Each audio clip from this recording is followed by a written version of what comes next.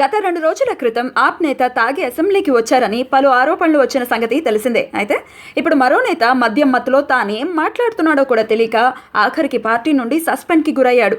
ఇంతకీ ఆ ఘనకార్యం చేసిన నేత ఎవరు అంటే జనతాదళ్ యునైటెడ్ పార్టీకి చెందిన నేత లల్లన్ రామ్. అలా చుక్క నోట్లు పడేసరికి తాను ఏం మాట్లాడుతున్నాడో తెలియక దమ్మున్నోడిదే రాజ్యం అంటూ కండలున్నోళ్ల మద్దతున్నోడి జేబులోనే అధికారులు ప్రభుత్వం ఉంటాయి అని అన్నాడు. తనకు చాలామంది క్రిమినల్స్ మద్దతు ఇస్తున్నారని రెచ్చిపోయాడు. అయితే తన మాటలు రికార్డ్ అవుతున్నాయన్న సంగతి పాపం లల్లన్ రామ్ తెలుసుకోలేకపోయినట్టున్నాడు. ఇంకే ఉంది, సదర్ రికార్డులను లల్లన్ రామ్ మాటలను జేడీయూ పరిశీలించింది.